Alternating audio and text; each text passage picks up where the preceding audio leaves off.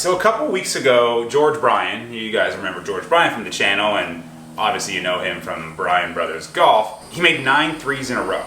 Impressive playing. And then yesterday, Seb on Golf, Seb Brown, who you've seen on the channel as well, uploaded probably his best video yet. The graphics, it's just an amazing video. I've linked it right now. And he challenged himself to make 10 birdies in a row. But his caveat was how many mulligans he had to take. Go watch it so you see exactly how he did. I was lying in bed last night and it got me thinking, like, that was a really good video. How could I do my own spin on that? And then I'm thinking about George, and it was like, all right, let's make a video. Let's go play some golf today. 9 holes, 9 threes. How many mulligans will it take me to make 9 threes in a row? So I'm gonna play the next tees up at Southampton on the front 9, just to get it going, to make it a little easier to hit those par 5s in 2, really make this 9-3 challenge something that is doable, but also stretches, and it also ingrains in me and gets me thinking going low.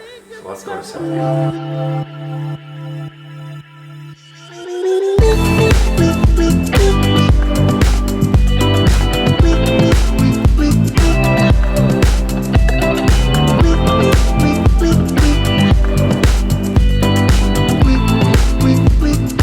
Hole, Southampton, 395s from the blacks, so bombs away. Didn't hit it the best. Got 114 here from the left, rough, sand wedge.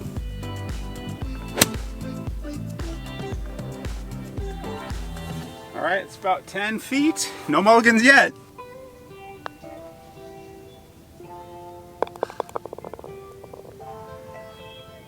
All right, first hole, no mulligans. That's a good start, but these greens are kind of shaggy, so the putting could be where a lot of the mulligans are found today. Second hole, 348 yards. Again, I just want to get this as close to the green as I can. These bunkers aren't in play for me from this deck, so blast it away.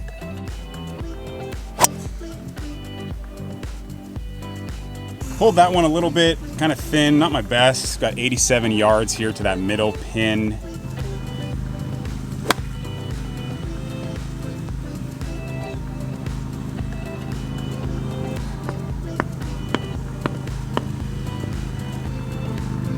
All right, I caught that one a little heavy, so it's just on the front of the green, probably about 25-ish feet. So this is the strategy. Do I want to try to hit this closer, or do I want to take my chances on a 25-foot putt?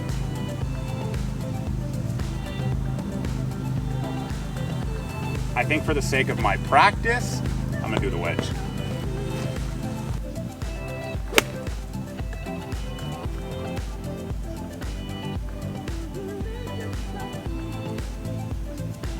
All right, that was a little bit better. Pulled it a bit, but it's 10 feet about pin high left, so I gotta make that thing.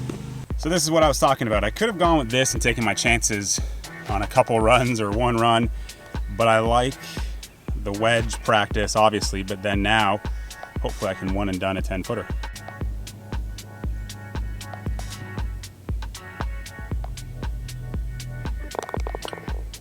Smart play, so 1 mulligan through 2 holes. Third hole, par 3. Obviously, this is where you maybe breathe a little bit in the 9-3 game.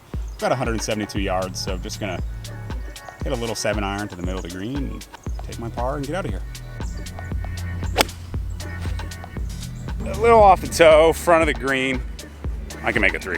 Not my best shot, honestly. Like, this is actually a tough game because you feel the nerves because you don't want to take a mulligan. So I'm actually really testing myself here. That wasn't a good shot, and luckily this is my hole where I don't really need a mulligan.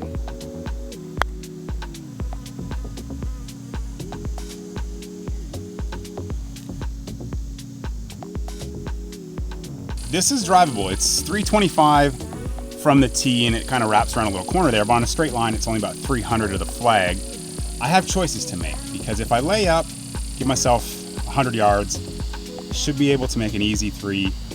I go up there, I go for the green. There's a lot of room, the greens are slower, so the chip shot won't be hard if I miss the green. Hitting it to 50, 60 yards, worst play on this hole. So I either have to hit a 5-iron to about 100 yards or a driver around the green on the green. I'm gonna go driver.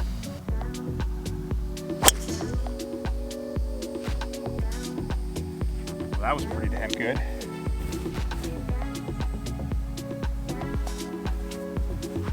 like it might be just in front of the green. So a little breeze in front of us. Looks like I landed, flew right there. So hindsight, it was a good play, hit a good shot. Now I've got pretty simple up and down for my 3.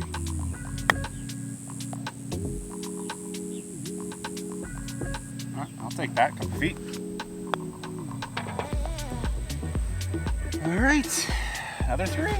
5th hole, 385, moves a little to the left from this tee. That bunker's not in play. Taking driver here, I'm gonna have tons of room up the left. If I lose a little right, could catch up to those trees, but I think with this wind a little in the face, and I've hit the last couple of drives half decent, it's just smash driver. I got the pulls. I got away with that one. Hindsight, I think driver was the wrong play. I should have just smoothed the 3-wood and hit a sand wedge.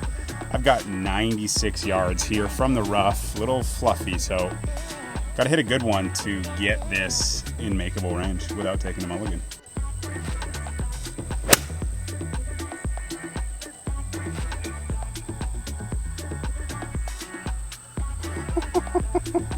I thought I caught that a little heavy, but I guess it jumped.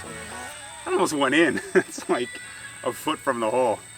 See, if that had gone in, I would have had to take in a mulligan because that would have been a 2, and we're trying to make 3s today. But that makes today's game a little easier. 6th hole, 505-yard par 5, moves a little to the right.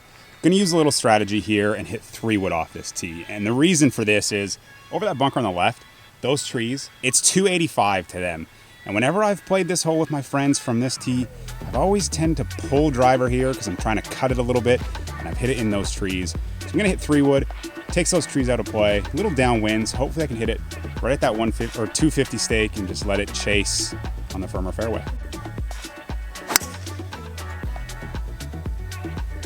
Tell you what, like I said back on the 3rd green, this is a little nervy. I didn't hit a great shot there because I didn't want to have to use a mulligan. Healed that 3-wood, but taking that club obviously gave me that room for error, so I'm okay. I'm okay. I'm not in the fairway though, but I'm still okay. Thankfully I know this hole well. I knew that even though I hit a pretty crappy tee shot, I know that there's this window here. So I've got 236 to the flag. And I could hit another 3-wood off the tee and try to get down there and have 215 flag, but I think I can probably get a 4-iron in makeable range with little left, mulligan time.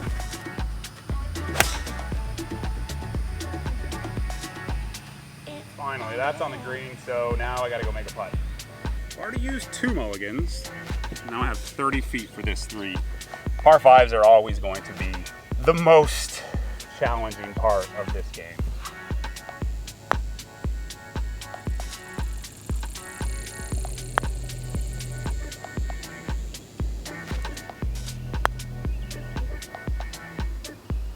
Oh.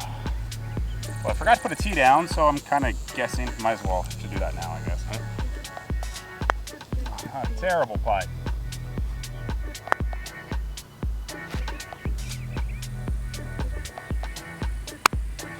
So that was 5 mulligans on that hole. 5!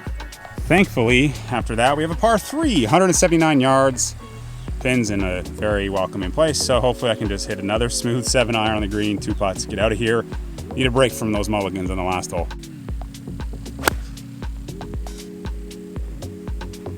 Hit a good shot, got 2 putts here.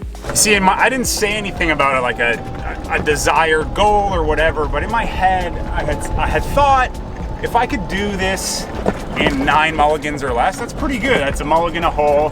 I knew the par 5s were going to be the tricky ones. You kind of make up for it on the par 3s, but using 5 on that last hole puts me at 6 through 6 holes. So we gotta do pretty good here on 8 and 9 after just 2 putts here.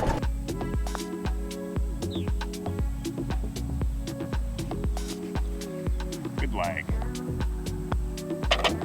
All right, I'm in the 8th fairway, and the reason I didn't show you the tee shot is because I made an entire video about this tee shot that's linked right here.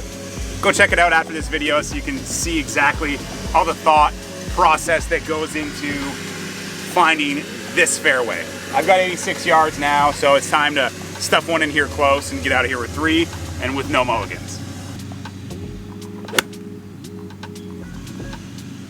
Hit a pretty good one right below the hole, maybe 7-8 feet. All right, on to the last hole with 6 mulligans used. 9th hole, par 5, 505 yards. I just have to smash this thing kind of up the left side of the fairway and let it cut a little bit. The ground will cut it. Wind's helping us. Want to get this thing as far down there as I can to have the shortest iron as possible into this green.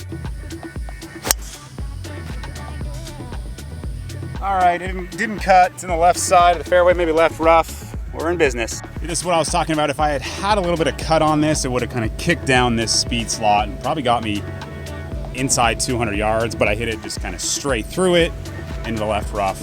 And I've got 222 to that back pin, a little downhill lie, so I'm going with 5 iron. Jumped a little bit out of there. All right, back right of the green. Obviously, I'm taking my chances on that putt. Came out a little hot and low. And obviously, it snuck by through here, skirted up to this back right corner of the green. 35-ish feet. Let's see how many tries it takes.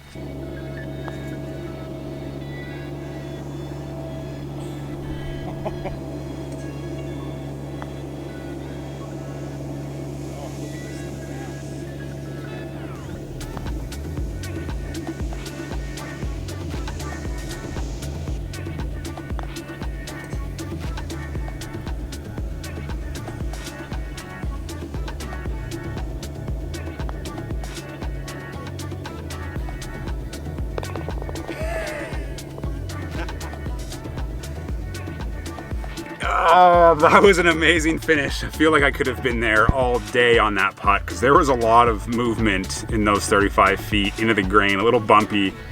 That finish was very nice. 4 mulligans on that hole, so it was 10 mulligans in total. How many of them were on the green? 6 on the green from 35 feet. So I'm not displeased. Obviously, I wanted that 9. I wanted single digits. But this is a good benchmark for when I try this game again. And like I said midway through, it was a good test on the focus and the nerves because those shots, I wanted to hit good shots because I didn't want to waste mulligans with swings. I wanted to have mulligans to burn on the greens on par 5s in particular, which is exactly what happened. That's a good takeaway. That was a fun game, fun drill. I hope you enjoyed it. And you can change the benchmarks if you want. It's like, if you want to play 9 4s, do what you got to do to make 9 4s. If it's go even further up tees to make it a little bit easier and make it more of a test on your short game than your long game. There's just so many ways to make this game fun for your skill level. 9 3s, it looks cool on the card, but if it's 9 4s, because you want to be able to break 80, 9-4 game is pretty good. It's pars, a birdie, and a bogey. I really hope you enjoyed that. That was a lot of fun. I'm glad that putt went in on the last hole because I'm hungry. I want to have some lunch. I could have been on that green for a very long time. Give this video a thumbs up, subscribe if you haven't, and let me know down below or on Instagram how many mulligans it took you to accomplish 9 3s. Peace.